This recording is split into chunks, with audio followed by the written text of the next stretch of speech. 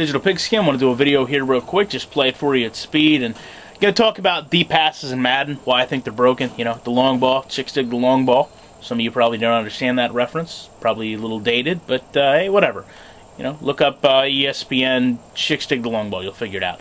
Now, the one thing I want to talk about here real quick is the situation that I'm in as an offense, because right now as a quarterback, I put my players in the absolute best case scenario. The game is going to put them in the worst case scenario at the end of the play.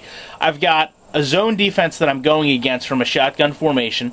I stand in the pocket as absolutely long as possible, and I chuck the ball deep. Now, I take the hit, as you can see, for it. So it's that risk-reward. You know, I stood in the pocket as long as I could, and here's why I did that. Because you can see over here, Brandon Lloyd runs past his defender in the zone. Now it's a foot race. He's going to be going against that safety. And, you know, listen, in the NFL, when it's one-on-one, you generally side with your guy. Here's where the problem starts to come in. As you can see, that green mark in the background, this point right here, it's very hard to get on, but that center point, essentially what is happening with the game is, it's got a pass trajectory that has the tip of the ball essentially hitting that target point in the middle. Instead of the receiver being able to run out past this point, catch the ball in stride, maybe avoid a diving tackle, run in for a touchdown, what has to happen is both of these players are going to get to this point and go for the catch. And this is really what ruins a lot of the realism in this game. Because now, as I talked about, I did everything I could from a quarterback perspective to put the best situation I could in front of my players. Now the game has in turn taken that away from me, because now I've given up position. I've let the defensive back come in on the inside, face guard, go for an interception, whatever the case is going to be. I'm no longer in the preferred position, and I don't want to see comments about this being a 50-yard bomb.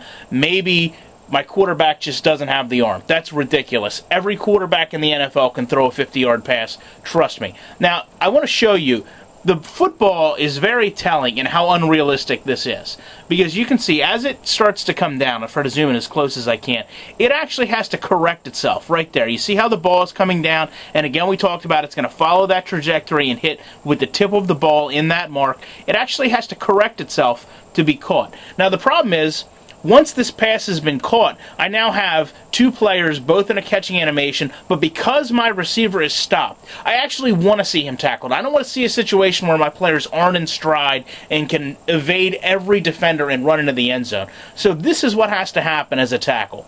And this is something that just is not realistic, something you don't want to see. A complete spin around into a tackle and drag him down. Alright, so now I'm back with All Pro Football. Just want to play this for you at speed. And I realize, unlike with Madden, there's no pressure from the defense here to force the throw. But I stand back, and I'll show you. I throw at a very similar time in order to equate these plays together as best I could. And when we go over, we look at the receiver, you're going to see kind of the same situation here. Runs up, cover defense, gets past the first defensive back, and then pretty much as he's in line with the safety is when I go ahead and throw the ball.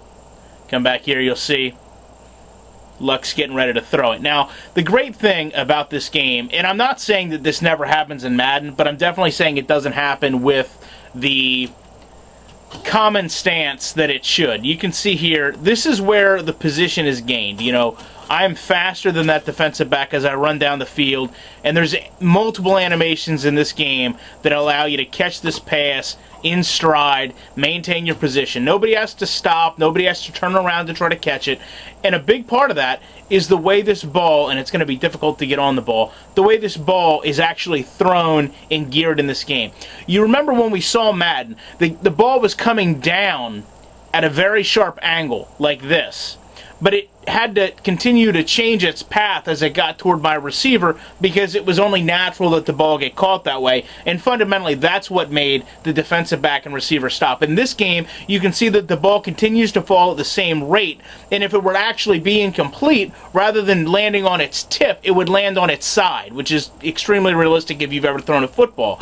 That allows my receiver to catch the ball naturally in a stride, continue to maintain the position that he earned for down the field, and go in for a touchdown. And I'm just going to show this one time. We'll compare it to Madden side by side.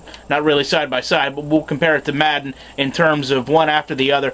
You guys can make an idea of what you want to see in your football game. And I'd love to see your guys' comments. I hope you guys rate, subscribe to this channel, because we're definitely going to put out more videos like this. And now we'll let you go and take a look at Madden. And again, I mean, you guys can make your own comparisons and contrasts as to terms of what should happen between the wide receiver and defensive back and what does.